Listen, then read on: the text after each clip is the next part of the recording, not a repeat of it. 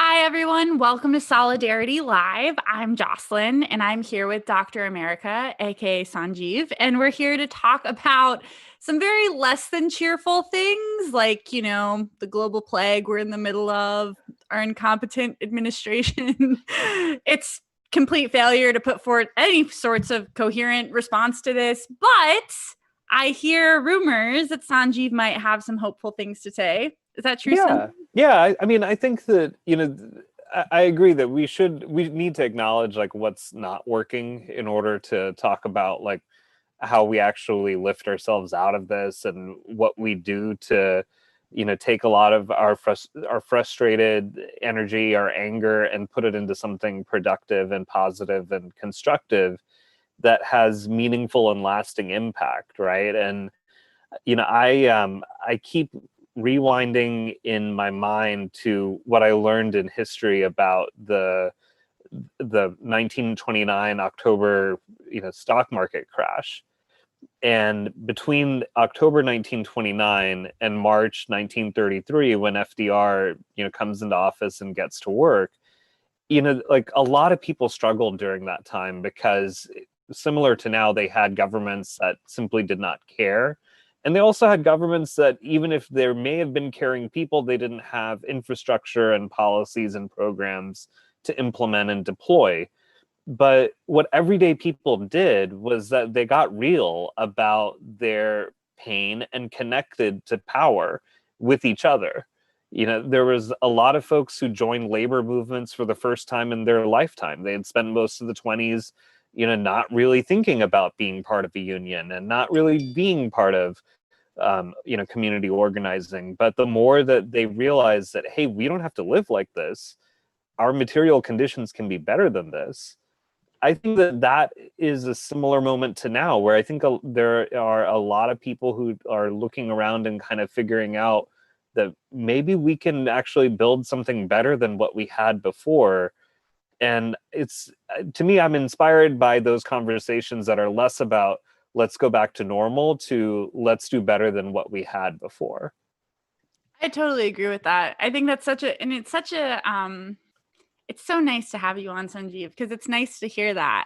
We were, dear internet, we were just talking about this. It's very easy right now to get lost in negative rumination when it comes to anything political, because one, we're all trapped in our houses. Yeah. And Yeah. two, understandably, people are talking about all the bad parts of this because it's really Yeah. bad and scary. And by the way before COVID, we were all concerned about the existential concerns of things like climate change Yeah. and structural inequality. And so I think I love what you're saying, though, about this idea that instead of viewing this as a time to freak out, maybe this whole system doesn't work if this can happen. Yeah. I mean, the fact that Medicare for All has been doing better, like the people actually have Yes. taken the pandemic to heart to mean that, like, hey, wait a second, maybe a system that hinges on employer sponsored health insurance is not the right kind of system. To me, I feel that, and this is where, people get upset about Joanne Reed joining the Medicare for All movement and, What? They're showing. upset? Well, I mean, there are people who are kind of like, where was she, last year and where has she been all these months? And I kind of feel that, like, movements are made up of newcomers too, Yes. and if we don't like give people space to change their mind and reconsider and, like get reacquainted with, new evidence. Yeah, it is frustrating. Like I was frustrated with the way that MSNBC and CNN talked about Medicare for All or did not talk about it, last year, and it was enormously frustrating. But I have to remind myself that I was one of those people who had doubts myself. Like I joined the Medicare for All movement at the end of summer 2017 because I didn't know I that. I mean, it was, so that summer was the summer that the ACA was, was on deck for getting repealed, right? And we came like Yeah. this close to like it being completely gone, right? And it Mhm. was only because everyday people, especially our brethren in the disability community, showed up day after day and kept pushing their members of Congress that, people rallied around the ACA and in particular Medicaid and saved, I mean, what has been such an important piece of policy. But at the end of that summer, I felt that, we should never do this again. We should never be in a situation where anybody has to beg their government for such basic dignity. Because, I mean, I'll be very honest, like, I'm a big fan of Medicaid. I love Medicaid. Most of my patients are on it. I believe in the program. I will fight to defend it. But I want better than that. Like, I'm not willing to just sit and settle on that. And I think that was the epiphany that I had towards the end of the summer of 2017, was that why do we keep fighting like this? Like, I mean, and to not have that sense of desperation about something as fundamental and human as healthcare.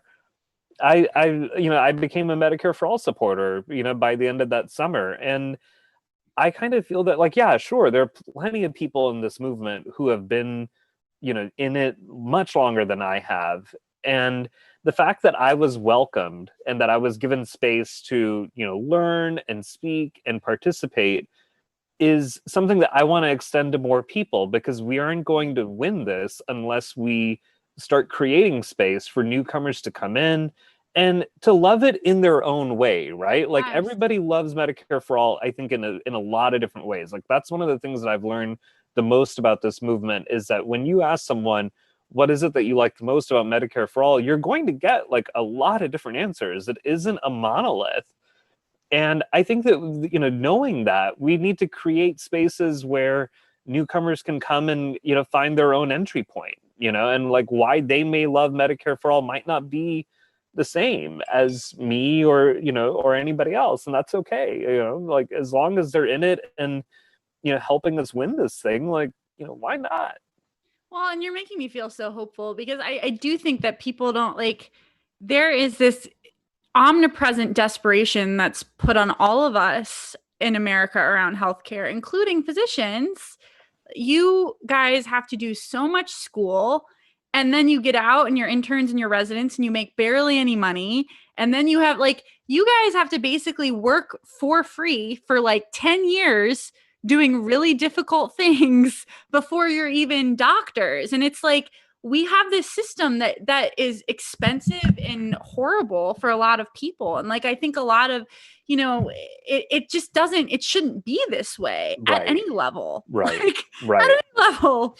And I mean, when you bring up those years of training, right? I mean, like, at no point, because you have to, like, I keep thinking back to like when I wrote my personal statement for medical school, and then you have to like kind of write another one when you're applying for residency. And in no point during that entire process, the personal statements, the interviews, all that stuff, at no point did I ever say, you know what I really want to do? I want to spend time on hold with the insurance company. I Yes. want to argue for Yes. why my medical decision making is reasonable. I want to argue about that to someone who has no idea what my patient has been through. And I want to spend so much time on hold, and I want to fax paperwork again and again and again. Like, nobody does that, right? Like, nobody like goes into this job because they look forward to any of that. And I love that you bring that up. I mean, almost uniformly, like, look, we have, being a doctor is a really high status profession. So there are definitely people who get in for that reason. Yeah.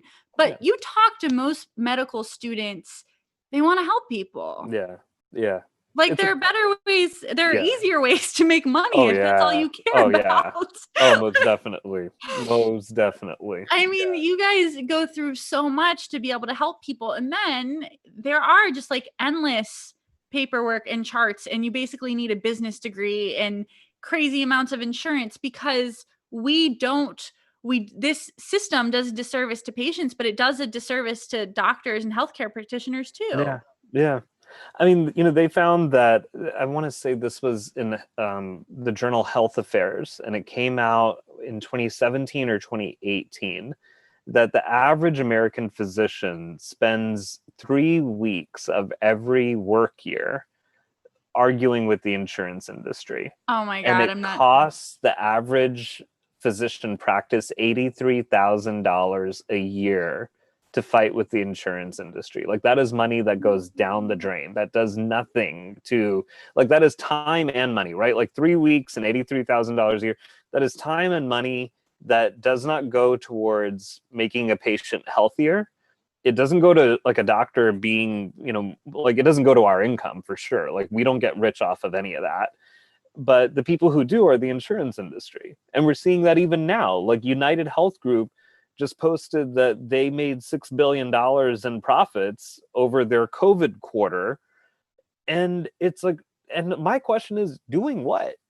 Like, what Yeah. value did you bring to this pandemic, in the last couple of months that, makes me feel like, yeah, that's actually money well spent. 6 billion, good on you guys, because you really came through for, no, you didn't. What have you been doing this entire COVID quarter that like justifies $6 billion in profits? And it really makes me sick, because I think the problem is the average American, dear viewers, we were just having this conversation. The average American has a job where you can say, this is what I did today. Like, I'm a, digital strategist, journalist. Like, I can tell you what I did today. When I was a waitress, I could tell you what I did today. Yeah. I don't know what value these people or the finance industry or any of the other leeches on this economy, which have made so much money during this coronavirus pandemic, what do they provide? Right. I mean, it's just obscene the amount of money that these guys have made. Like, CVS made 250 billion with a B dollars in 2019. So that's $250 billion, right? Going to one pharmacy company. And it's just like, to do what?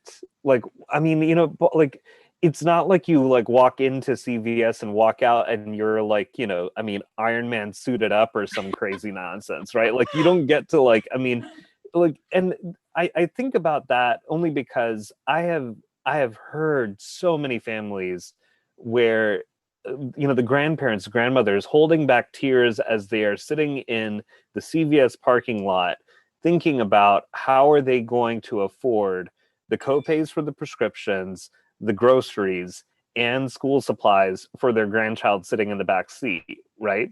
And this is where health starts to hurt, because she decides, okay, maybe I can make my leftover heart medication stretch out a little bit longer so I don't have to get that refill and pay that copay. And maybe I can, and she does as much as she can to budget money towards her grandkids, medication, food, school supplies. And she's doing all this in a CVS parking lot, like, while this company is out there making $250 billion in 1 year. It makes me really sick. I mean, it's so interesting. So, Sanjeev, you are subjected to me on Facebook. I don't know if you saw, I made a status recently because I was really curious. I was like, what do people perceive as wealthy or privileged in America? Yeah. Because I was really curious. Not people started posting their income. I'm like, that's stop. No, right. Like, what I want to know is, what do people view? And what I saw was kind of what I predicted, which is a lot of my working class friends were like, well, I think if you make $70,000, you're really rich. Wow. And then you have people who make more money being like, oh, I think that $100,000 is middle class. And like, what you realize in all of this is that we have such a fundamental class divide in America that we really just can't wrap our minds around how much money these people have. Right. Like, they have so much money that they like own countries, like that level of money. Right. And we have people who think $70,000 is like the height of wealth. I mean, I don't know. Does this bother you too? I mean, it's the kind of thing what bothers me about it is that what bothers me is that we have a political system that narrows our imagination to that. Yes. Right? Because it's like, I don't think that people come up with that with that idea on their own. Right. I think it's that like a lot of like, like it's one of those things that is kind of programmed into you that like, oh, if you get to 70K a year, good on you. You're Yes. living, and that's not to say that like a 70K living is not good living. It's No, just, it is, of course. you know, Right. it's just that like, do you really think the CEO of United Health is like going, like, if that was true, right? If 70K was such a good living, then why does like the CEO of like United need like 7 million or whatever it is that he's like, he like, Right. it's like, I mean, Exactly. it's like anything Exactly. less than seven figures, and that too, like high seven figures going into eight Mhm. figures, and this guy is like, what am I doing here? Why do you like, I'm about to walk. And I know that, we know this. The most disturbing part is these people don't actually do like the more CFO type of thing you are Yeah, in a corporate, like you're not doing that much. Like right. you could tell your secretary, like, hey, I'm just gonna go on some business lunch and then Yeah, call for 4 days. Like right. our government is subsidizing this. Right, right. And that's when, I mean, and the saddest thing is that the people making 70K a year ask the questions and have the skepticism about how are we ever going to afford Medicare for all? Exactly. And it's like, sister, like that is not like, that is not going to be on you to worry about. Like No. it's actually, you have more to worry about. Like, how are you going to afford the status quo? Because like that to me is like the real question. Like you have nothing to worry about as far as like how are we going to afford Medicare for all. We can totally afford it. You've got, I mean, like, like somebody's not going to be reaching into your paycheck like every like pay period to go and like, like give it to an insurance company who then Right. tells you no.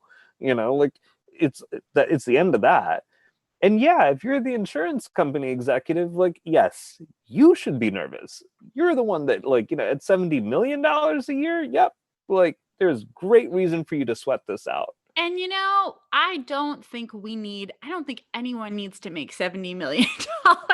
I mean, Like, yeah, I feel like once you've got, maybe this is radical of me, but I feel like once you've hit the 50 million mark, like that is more money than anyone could spend yeah, in a yeah, lifetime. I right. don't care how smart you are. Like, but the I mean, problem, like, it's like, so you're talking about 50 million, right? Like 50 million, just even mathematically, that is 1,000 stacks of $50,000. damn, that's a lot. Right, right. So it's sort of like if like, if out of 1,000 stacks of $50,000, if like five of those stacks like went away, like, you mean to tell me that you wouldn't be able to like, make do with the other 995 stacks of fifty Yes. thousand dollars like, I mean, Well, and it's funny you bring that up because I think this is the communications breakdown we have when we're talking to ordinary people. It's like, "Oh, well, yeah. you're jealous of that wealth." It's like, "No, I mean, Mm-mm. if these people could have their wealth and just have it, I really personally wouldn't care. The problem Right, is you have these people using their power and influence to keep ordinary middle class people right, from being able to afford education and right, healthcare right, and end of life services. right. I Like, mean, if Jeff Bezos, like at Amazon, right? Like if they had like, the best paid sick leave policies in the country, like if they right. if like, if they were outpacing the world on maternity leave and paid sick leave and Yes. workplace safety, and if they were setting standards that were impossible for everybody else to reach, like if they were that good, I would not care that Jeff Bezos is on the way to becoming a trillionaire. I would not care about that. I would not care that he has a hobby of space exploration. Right. Like I wouldn't care, Right.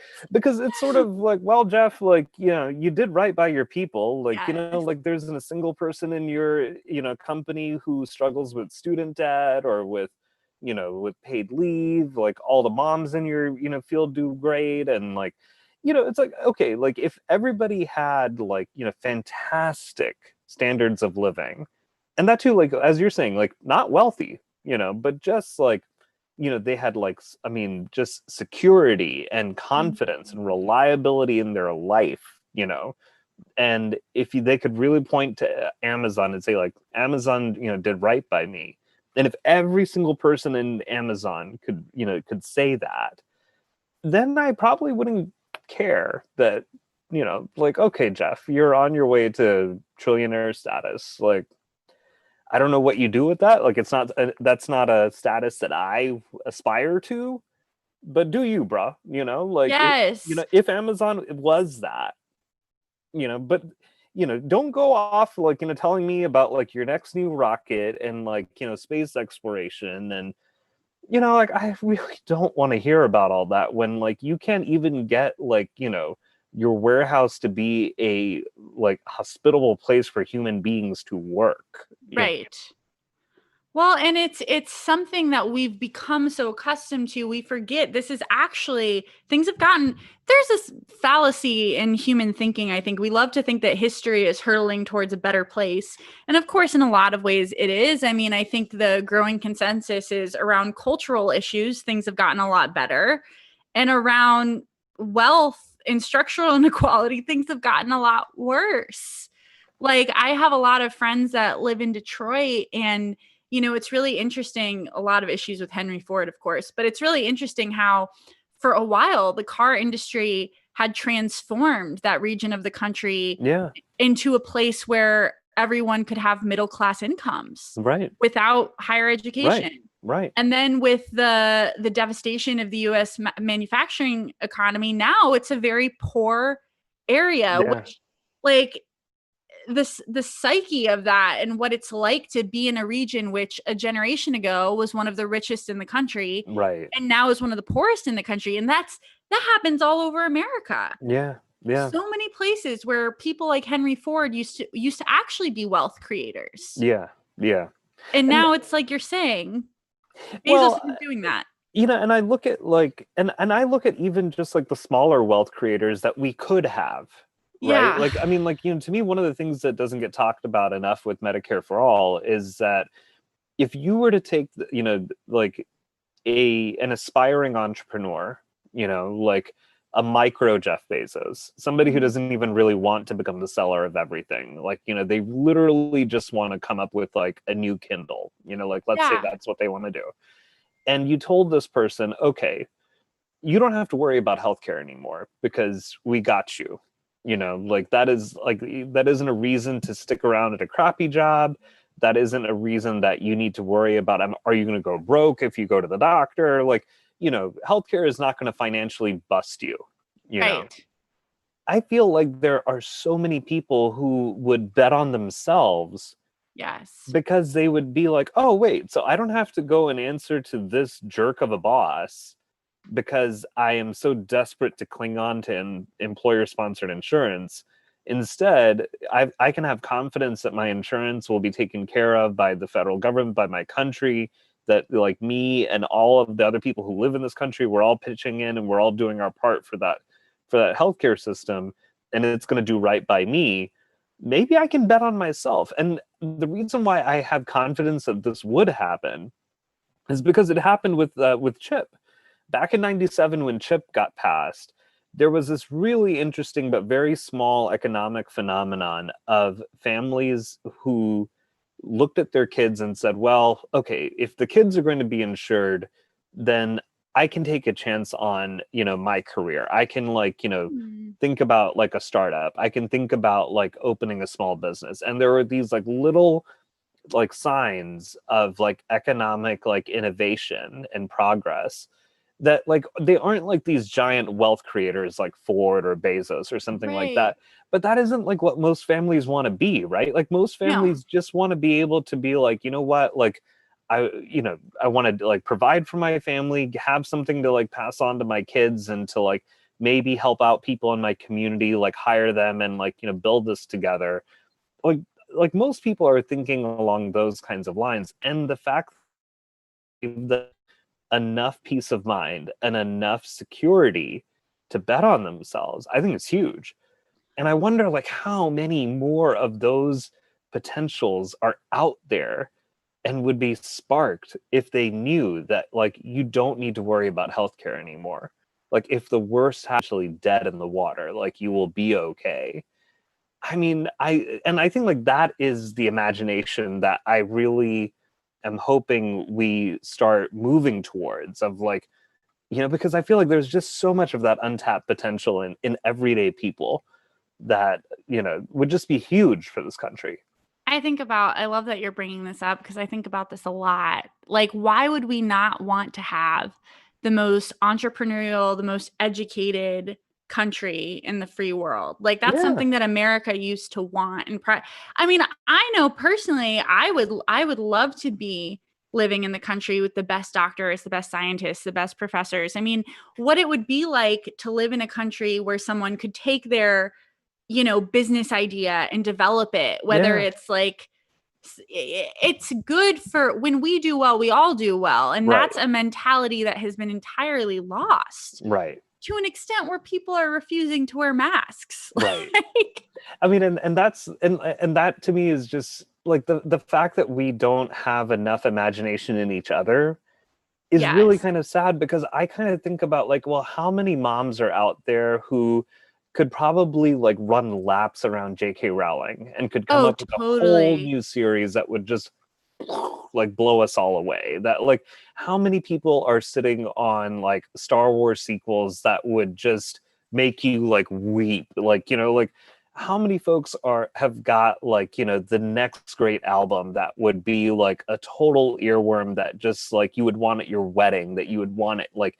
your kid's graduation, like, it's like there's so much of that art and beauty and potential out there that I feel like if it weren't for these things like health, like material things like healthcare, housing, like that, people would actually invest that time and stress and energy into something that is beautiful and positive and productive, if Well, not for material needs. no, but I mean, I think you're totally right. And the advances that we make as a society when we all have that ability, because Yeah. I mean, there's this idea that if we have more of a social safety net, people wouldn't work. It's like that Mm-mm. goes against the entire Right. body of psychological and scientific research we have on the human experience.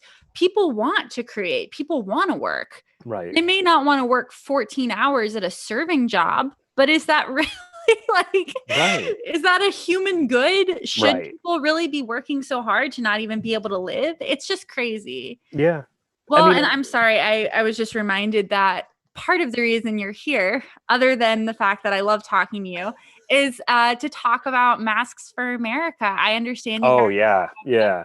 big fundraising push. Is there Yeah. you Yeah. So Mass for America, we are at a project that got started at the tail end of March. It's me, Kristen Mink, Bob Bland, and Edgardo Miranda Rodriguez, who, we just kind of met up because we all sort of knew each other very like kind of distantly. And then we found each other and started this thing where we connected with a KN95 mask producer, and we were able to get like expand it to like an entire all volunteer mission where every penny of every donation goes towards the manufacturing and distribution of masks. And since the end of March, we have expanded to all kinds of different PPE, and including now N95s, and that too, American-made N95s. And we're at close to, if not surpassed, 500,000 pieces of PPE in the hands of not just medical workers, but pretty much every kind of frontline worker you can think of. We have donated to Black-led organizations that have been part of the racial justice movements that have reignited this summer. And yeah, and we're still at it. So if people can donate, it would be huge, because as everybody sees in the news, we are in the middle of these horrible surges that are totally preventable and manageable. And we really still need a lot of masks in a lot of hands and a lot of people to protect them from this virus. So if people can go to masks, plural, number 4, America.org, and donate what you can, if you can. And if you're a group or an organization that needs masks, go to the same website, masks, the number 4, America.org, and we'll see what we can do, and get masks to people, because we've been in across the country in Puerto Rico. we've reached out to indigenous tribes and clinics and helped them get masks. And so, we were, when I have to be honest, when I started with this endeavor, I thought that, okay, we'll be there for a few weeks, maybe like, a month, and then, bigger operations will probably come along and will be obsolete because either the federal government or like some other larger entity will, take this on. And no, it's like, the federal government has not responded to the need for masks. Like, we do not, like, the Trump regime will force meat packers to get to work under the Defense Production Act, but they're, still dragging their feet on really effectively using the DPA for PPE. And it's shameful because, like, we know that this is like one of the best defenses that we have against this disease is wearing a mask. Well, and it's, I mean, first of all, I think what you guys have done is amazing. And I'm really grateful that you and Bob and everyone else is just taking this on. But, Bob made this point on one of our streams, like, you shouldn't have to do this. Oh yeah. Yeah. It's ridiculous. Like, we're talking about the intervention here is so straightforward and easy. Yeah. Our Yeah. federal government should be sending everyone a huge Right. box of Right. masks. Like, so we have the money to bail out the airplane industry, but we Right. don't have the money to send everybody some wearable cloth. Like, this is not an expensive way to save No. hundreds of thousands of people. Right. Right.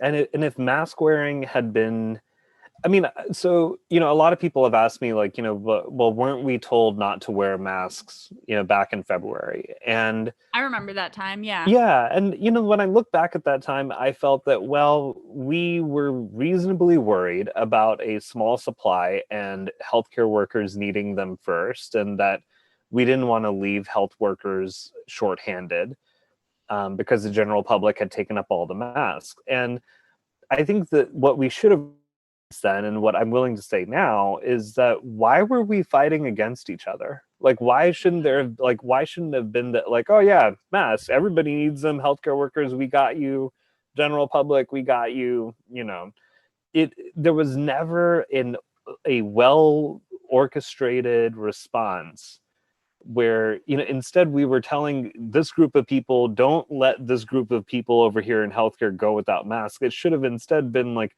how are we going to make sure everybody has this basic thing? Yeah, because it's not, I mean, I always, so a good friend of mine, and maybe yours too, I don't know. His name is Dave Freeman. He was the chairman of the EPA under a couple different presidents, and Yeah. he died recently, tragically. And one of the things he said a lot that I think about all the time is that when he first started the climate fight, it was they perceived it to be a technology issue. Yeah. Like, oh, how are we going to find the technology to stop climate change and do all these other things? And we are now in this moment where the technology is very available for climate change or coronavirus in this Right. case. Right. And there is just a complete dearth of political will Right. to save our own citizens. Right. It is bizarre. Right. And he used to talk about the psychological confusion of that. Like, if you have solutions, why wouldn't they be implemented? Yeah. Yeah. And I often feel that political will is a reflection of cultural will too. I mean, I think that, like, the fact that you have Democrat politicians who now are willing to say the words Black Lives Matter, whereas like 5 years ago that was considered a ludicrous taboo thing that you never say, that's for those radicals over there to say. I think that I feel that, like, that is the work of culture to, of like those of us on the ground to, create these spaces where we build political will. Mm-hmm. And yeah, when it comes to masks, it shouldn't, like, to me, mask wearing is actually easier and should be easier than Black Lives Matter, right? Because it's like, to me, like, the mask wearing thing, like with the Black Lives Matter part, I feel that, we've had so much of American history and culture where we have lived, sometimes at no fault of our own, very segregated lives, and we've been really apart from each other, and we haven't known, like, we haven't understood and communicated with each other very well. Whereas with masks, I just kind of feel like, okay, like everybody has seen the medical show, like surgeons wear these things during surgery, like, during operations. We've all seen that, like on any TV, right? Like on medical dramas, on like real shows, whatever. And so like masks are not like that, like it shouldn't be a political or cultural hurdle, No. you And know. and it's really interesting to me because I don't think I know anyone in my own personal sphere who like is one of these crazy internet people that's like the masks is a conspiracy to Yeah, like I don't think I know yeah, anyone like that. But I know tons of people who though they intellectually accept the dangers of COVID or whatever, just don't wear them. And yeah, like when I walk outside in my, apartment in Northwest DC, I see tons of people jogging, walking, no mask. I'm like, yeah, it's yeah, such an easy thing. yeah. And I mean, it's, it is the kind of thing where I really, I really regret that it became such a political statement. Yes.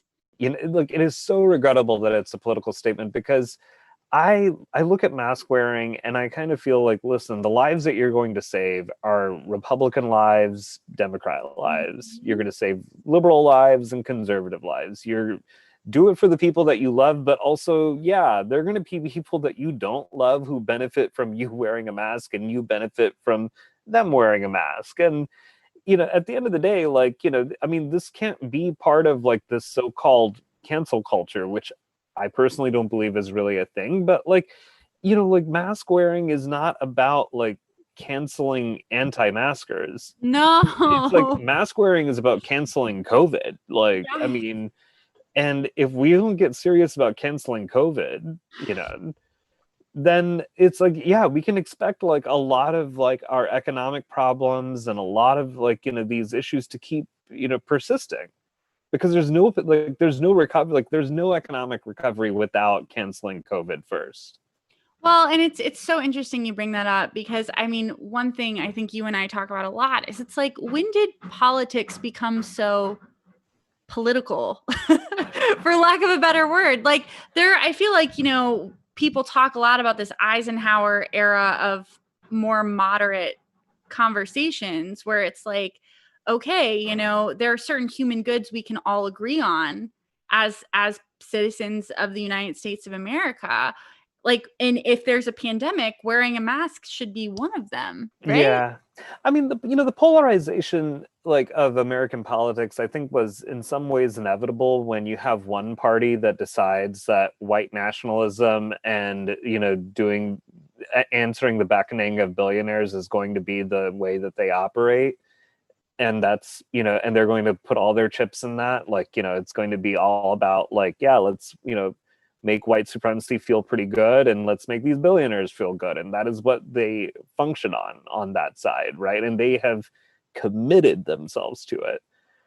And meanwhile, the other side is struggling between the center and the left. And I don't really look at that as polarization. I look at that as like, well, the Democratic Party is not moving left, they're moving home, like they're moving to, Yes.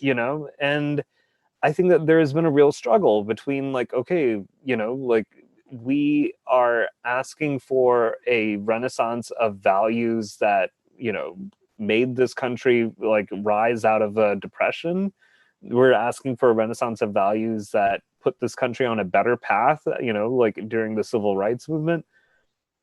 And, the fact that like masks somehow became part of those dynamics, it's regrettable in the sense that like, science was never supposed to be part No. of like of any of these things, right? Like science wasn't part of the polarization. It's, and I think it's also because like, like we, especially in healthcare, I have yet to see a condition give a damn about like who you voted for or where you got your news from. Like cancer has never like, like cared where you got your news from.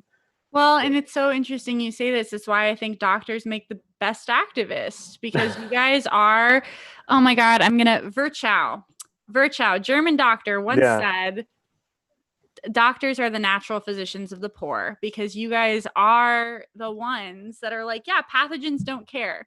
yeah, They really yeah. don't. Like, you And know, I mean, and like a lot of like that science, it, I mean, I think that there has been there's been a hijacking of frustration against science where I understand when people feel frustrated or confused by, look, a couple of months ago you told me one thing and now I'm being told something else. Or this group of scientists over here says that school reopening is potentially safe, but now I'm hearing something else and I'm worried about sending my kid back to school. And I think that place of confusion and frustration is very real and is very understandable. But rather than latch onto that and say, like, oh, not only should you be mildly confused and frustrated, but you should be furious and pissed. And you know who to blame this on? These liberals over here. And instead, the response should have been that, yeah, this is confusing and difficult stuff, and we understand that. It's sorry guys, someone was banging on my door and I didn't know what was going on. Anyway, oh continue. no, but I mean, like, I think that like people have taken like, you know, there have been like a lot of, for lack of a better word, vultures and predators of confusion and concern and frustration and worry. And they feel that, like, oh, take that and put it on this person over here. And they put up a straw man. And whether that's like Fauci or, immigrants or, whatever, it's sort of like rather than take, understandable frustration and fear and anxiety and frustration and say, look, let's have a real conversation about this because we're all trying to learn about this virus that has entered humanity just 7 months ago. Like Well, and this. it's so frustrating because it's like you're saying we have this you make the straw man frequently the people who either have the least power or the people who are doing a ton of work, but they're saying things that people don't want to hear, I Right, guess. right, And right. so it's like instead of be like, wow, we're in this really scary situation, Yeah, yeah. it becomes And no, that I person's a think liar. And I think that a lot of that confusion and fear and frustration, had we actually had better and more robust responses to people's immediate material needs and concerns, right? Like if we had told, the American people, like, listen, rent and mortgage, yeah, we're going to either cut them in half or just cut them for, the remainder of 2020. And we'll make your landlords whole. We'll take care of the banks. Like we'll figure this out. But if this helps you stay at home and if this helps you at social distancing, then we got you. If we had figured out like, okay, like, look, schools and teachers need a ton more resources to make distance learning more effective, to make it actually reach that, like, yeah, maybe a teacher shouldn't have to do a Google Classroom with 20 kids. Like maybe that teacher really can only teach 4 kids at a time on Google or whatever the, classroom software is online. It's like, okay, like, there's any number of these things where, like, if our federal government had been showing, like, we're going to put this effort in place, we're going to go this effort in place. And I look back again at that Depression era, right? Like, we don't have governance that's like FDR. People want Biden to win like FDR. I want him to govern like FDR. I want these Democrats to govern like that. I love Like, that. like, I mean, winning like him isn't enough for me. Like, Well, yeah, and I love that we always come back to FDR because I think it's important for people to really realize that FDR was not some radical leftist. mm-mm, This was a mm-mm. moneyed, privileged. I mean, he was Yeah, like Teddy's grandson, grandnephew, whatever. yeah, Point is, like, yeah, this is a guy, this was an establishment guy. yeah, And yet he still had the rationale to be like, okay, our country is falling into decline yeah. unless there is some sort of social paradigm shift.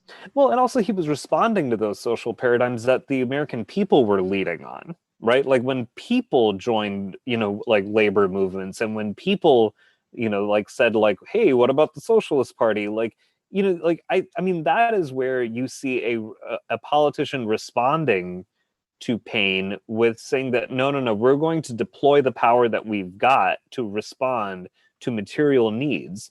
And you end up with like a ton of these programs where, yeah, like, are all of them as equally successful as Social Security? Like, I don't know. Like, like, I mean, Social Security is like a really high standard of excellence in terms of a program that was created. But like, I mean, the Civilian Conservation Corps still did like a ton of tree replanting, and like, I mean, it's Well, like, and it's interesting you bring that up because I know like I have two Republicans, right? And I keep them because I need to understand what yeah, the other people are thinking. And I always ask, like, what is your criticism of this? What would you suggest? And what I usually get is, well, these programs don't work. And it's like, okay, yeah, why yeah, wouldn't the political impetus then be to make those programs work better or to create an economy where they're unnecessary? yeah, right, right. And I mean, and that's where, like, even when it comes to the way that we talk about Medicare for all, right? I think that, like, a lot of the pushback that I get from centrists about Medicare for all is like, I get a lot of people saying like, listen, I'm all for universal healthcare. Like, why do you still keep it, harping on, Medicare for all? Like, why is this like the only way forward that you see? And what I say is that, let's talk about this word universal for a second, because I want to make sure that we're all talking about the same thing. To me, like, when I hear universal, I need to know that undocumented immigrants are part of universal because they're part of the universe that we're in. The LGBTQ community needs to have like reliable coverage and care, and because they're part of the universe that we're in. Reproductive health can't be this like sectioned off piece that gets handled with, like, poorly and gets treated second class. Instead, it's brought into healthcare because it's part of the universe of healthcare. So I want universal healthcare to have meaning. I don't believe in just draping universality over this weird, fragmented, dysfunctional mix where some people have it good, other people don't. Some people have the healthcare as a privilege from work. Other people have to beg their government and hope that they live in the right state with like a benevolent, legislature. So to me, like, let's first have some clarity about what universal means. The other part, especially during a tough economic time like this, is that, it's really important for care to be continuous, coverage to be continuous. Like, I mean, the number of families that I've taken care of where during an economic downturn, they're going to pick up extra shifts. They're going to do, like, I mean, like, they're going to pick up that extra certification. They might go seek out a license. Any number of those decisions are smart financial decisions that should not impact your eligibility for healthcare. You shouldn't be at risk for losing something because you decided to take a financial gamble for your family, right? And that's, I mean, because there is no other way for social Right, mobility to occur. Like, right. unless you're, and this is ultimately the problem. And we were talking about this right before we went live.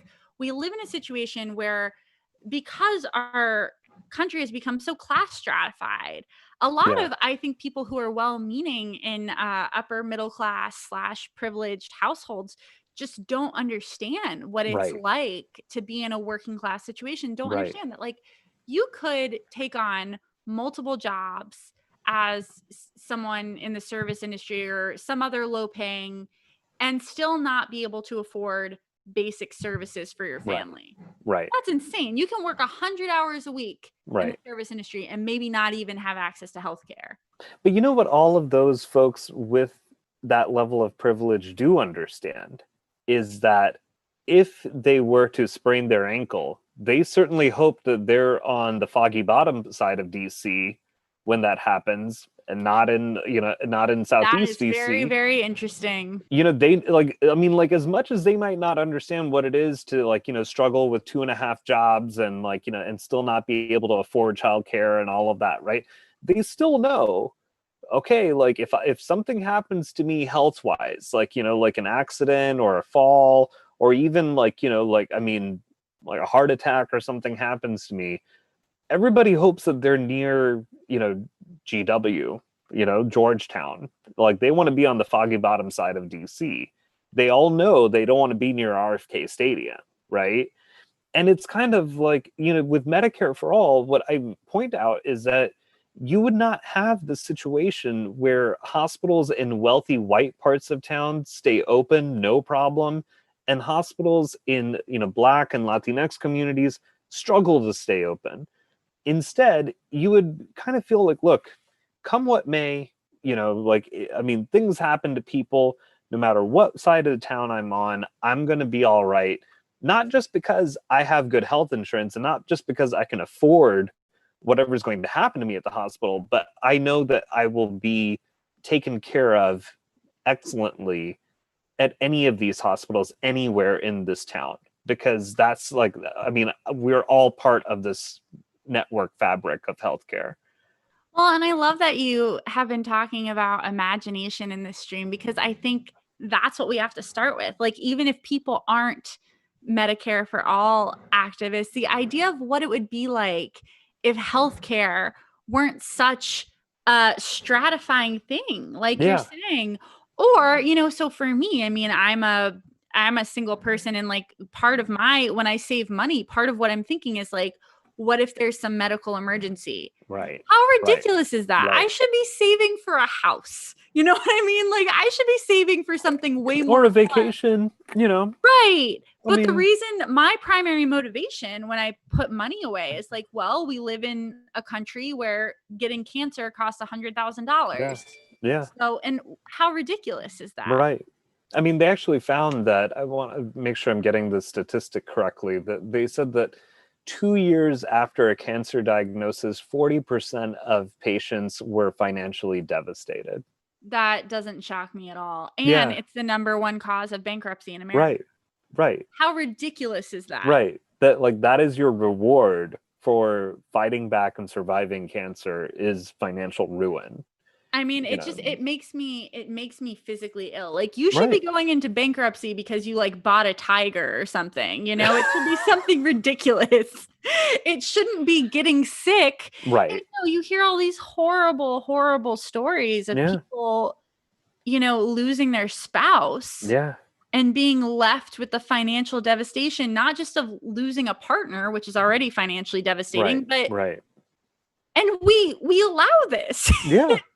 I mean, the number of times that, people who have lived, middle class lives, and as they get older, they realize that they need nursing home care. And in order to qualify for Medicaid, because they've already spent so much of their retirement savings, right? In order to get long-term care, the couple has to be legally divorced. That's so Like, I crazy. mean, like, there are so many people who give that kind of advice to families that, you know, I mean, Mima and Pop Pop need to, like, file for divorce if in order for one of them, or hopefully both of them, to qualify for Medicaid. And it's the fact that, like, your financial assets are even coming into the picture, right? Like, at any point in that life trajectory, that's like, that is one of the, like, that whole construct of eligibility is something that if we start dismantling it in our minds and in our hearts, right, that if we start accepting that, like, your humanity is the only eligibility that you need for healthcare, like, I mean, like, that is so liberating to people. So liberating. And it should, because we have the resources. Yeah, Like, shoot, circling back CVS to what makes $250 billion, like, in revenue in 2019. Like, United Health Group, like, just had, like, and that too, when United Health Group, when they made that $6 billion in their COVID quarter, that was their most profitable oh, quarter in the company's history.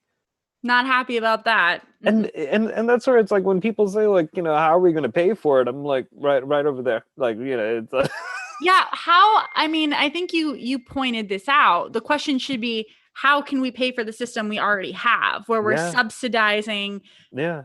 an unnecessary and entirely ridiculous industry? Right, because It's we've just, decided that the CEO of CVS and the CEO of United Health Group, they must have a multi-million-dollar salary. well, Like, we've sure. decided that that line item there is non-negotiable. right? I mean, Sanjeev, I feel very strongly about people I've never met owning yachts. I think that's great. Like, good for them. I can't wait to watch like all their ridiculous reality TV spin-offs. Oh, sorry, Yeah, I'm angry. but I mean, but I think like this is like one of those moments where, we can kind of connect with people. And I think that the more that like we're able to take the shame out of pain Yes. and talk about like how do we bridge these gaps between pain and power and not let shame be an obstacle, to us recognizing each other's humanity, and let that be like kind of the bond that keeps like us in organizing and in solidarity and moving to something better than like, like, because I really cringe and worry about this whole returning back to normal thing, Don't because want that. No. normal was so sucky. Like it was So just bad. so bad. Like Oh my God. I really want to be careful about how much of that normal we go back to, because I really don't want to go back there if like on all fronts. Well, and I know that we're going over and we should wind down, but I do want to say one more thing. Sorry, Brad. Like, so it's so funny you say that because I'm a woman who's like entering that phase of her life where she's like, wow, I should read personal finance books and I should, so I don't need no man, blah, blah, blah. Okay. So that genre of fiction, like if you want to look at the blind spots of class Yeah, struggle in yeah, America, yeah, read personal finance books because they're yeah. all like, you can become a millionaire. All you have Right. to do is like, you know, put Avocado toast is your obstacle to living on right. the yacht life, right? And Yeah. like that would be great, except it's not true. True.